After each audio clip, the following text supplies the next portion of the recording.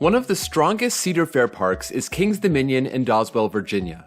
My first and only visit had come in 2008 when Volcano was their best coaster, and I felt the park offered a lot more quantity than quality.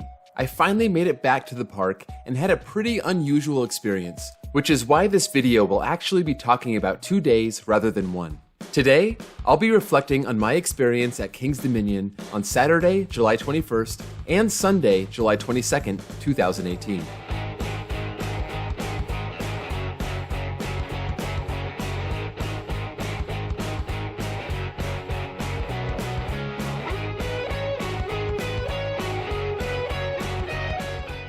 When we left Secaucus, New Jersey on the morning of Saturday, July 21st, it was nice and sunny, but we knew that during the 4-hour drive, we would slam right into a gigantic storm. We got on the road a little after 9, and we figured that we would get down to the park maybe around 2 o'clock. We would get a fast lane to beat the Saturday crowds, and get as much done as possible before close. But that was all dependent on the weather, and the weather was nasty.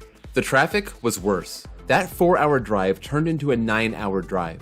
The park was supposed to close at 10, but I kept checking their Twitter to see if they were going to shut down in the rain. They finally announced that they would be closing 2 hours early, so when we arrived at 6:30, we only had an hour and a half in the park.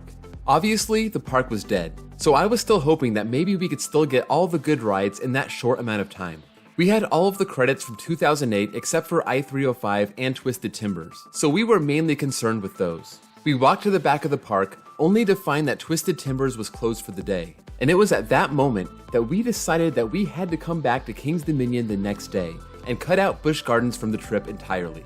This was not an easy decision, and we had run through a bunch of scenarios since our plans had been washed out. Our next 4 parks were supposed to be Busch Gardens on Sunday, Carowinds on Monday, Six Flags Over Georgia on Tuesday, and Dollywood on Wednesday. We knew Lightning Rod would be closed, so I wanted to axe Dollywood out of the trip and push everything back a day. Instead of Carowinds on Monday, we would do it Tuesday. But the weather in Charlotte on Tuesday looked terrible, and I couldn't risk not riding my #1 bucket list coaster, Fury 325. We thought about splitting time on Sunday between Kings Dominion and Busch Gardens, but the weather looked terrible in Williamsburg on Sunday, so we didn't want to pay and then get washed out. Plus, we had been to Busch Gardens in 2008, so it wasn't a new park for us, and they had only added some smaller and family coasters since we were there last. Therefore, we cut Busch Gardens out of the trip entirely, kept Carowinds on Monday, and made Sunday our main Kings Dominion day. But before we left Kings Dominion for the night, I got 2 dry rides on Intimidator 305. I wasn't too pumped up for this ride, because I don't find rides that focus on intensity that exciting, and it was pretty much what I expected. But it was still fun and intense, and it was worth a re-ride. We were also told that we needed a locker for the umbrellas. I wasn't expecting this, and after the bad experience we had with the Great Adventure lockers the day before, we were a little sensitive to the whole locker policy. We ended our coaster riding day with Dominator, and then we went to Panda Express shortly before the park closed. That was the end to a very short day 1. Sunday morning was pretty rainy and miserable. We got there for early opening, and Avalanche and I-305 were open 30 minutes before the park for pass holders. So we got a rainy ride on Avalanche, and watched the poor suckers on I-305 get rain bullets straight to the face. Lucky for us, the rain was gone by 10 o'clock, and we went to the back of the park to find that Twisted Timbers was open. We had to get a locker, but we didn't mind because it was a walk-on, and even though it was running 1 train, we never had to wait for even 1 cycle. The challenge was getting out of the station, around the exit, back to the entrance, and back into the station before the next train came back. There were a couple rides where we were able to stay on the train because there were empty seats. The ops said that everyone could do that 1 time before having to walk around again, and we took advantage of that, and ended up with 6 rides over the span of about 30 minutes. Twisted Timbers is an excellent airtime-packed RMC, and it's the best ride in the park, and a top 20 coaster for me.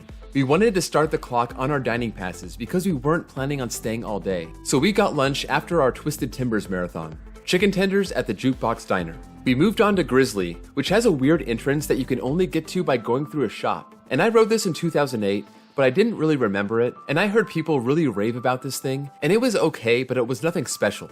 I honestly don't remember riding anything here in 2008 other than Volcano and Dominator, which proves my point about the quantity over quality. We got on one side of Racer 75, aka Rebel Yell, and then onto Anaconda, which kinda has a dumb layout, but it isn't the worst coaster in the world. We got 2 more rides on I-305, and then got the Woodstock Express credit, which I didn't get last time, and then one more ride on Dominator, which ended our coaster riding day. I don't think we waited more than 2 minutes for any ride. We went souvenir hunting, and I found the Twisted Timber shop to have some amazing stuff.